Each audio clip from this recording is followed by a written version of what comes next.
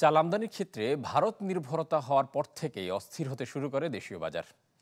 ৯০ দশক থেকে এই পর্যন্ত তথ্যপত্র পর্যালোচনা করে ইফপির গবেষক জানান, গুটি কয়েক ব্যবসায়ীর হাতে এই পণ্যের নিয়ন্ত্রণ চলে যাওয়ায় চাপে পড়েন ক্রেতারা। এ সময় বিআইডিএস মহাপরিচালক জানান, গেল ২ বছরে চড়া মূল্যস্ফীতির কারণে খাদ্যাভ্যাস বদলেছেন অনেকেই। বছর শেষের খুশি নগদে হবে বেশি। নগদ পেমেন্টে নির্দিষ্ট ক্যাটাগরির কেনাকাটায় ৩০০ টাকা পর্যন্ত ক্যাশব্যাক।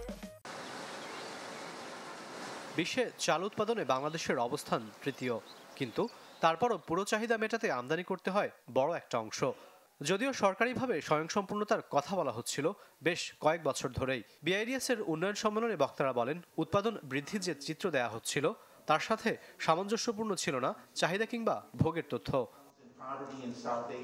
প্রবন্ধে ইফপির সিনিয়র রিসার্চ ফেলো পল ডর্স জানান, ৯০ দশকের মাঝামাঝি থেকেই চাল আমদানির জন্য ভারত নির্ভর হয়ে পড়ে বাংলাদেশ। এরপর থেকেই বড় পরিবর্তন আসে অভ্যন্তরীণ বাজার দরে, কেননা সেই নিয়ন্ত্রণ চলে যায় গুটি কয়েক প্রতিষ্ঠানের হাতে। এ সময় বিআইডিএস এর মহাপরিচালক জানান, ২ বছরের চড়া মূল্যস্ফীতির মোকাবেলায় অনেকেই বাধ্য হয়েছেন খাদ্যাভ্যাসে পরিবর্তন আনতে। ৯০-এর মাঝামাঝি সময়ের পর থেকেই চালের দাম বাড়তে শুরু করে বাংলাদেশে, যার মূলে রয়েছে ভারত থেকে আমদানি।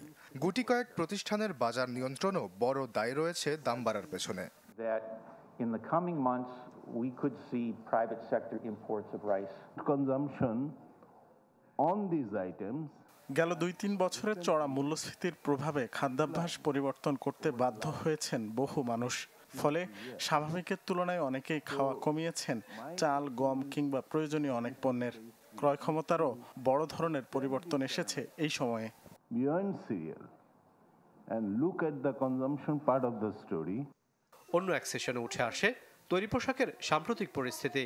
বক্তারা বলেন, প্রযুক্তির উৎকর্ষতা ও নীতির পরিবর্তন না ঘটালে ক্রেতাদের আস্থা হারাবে বাংলাদেশ।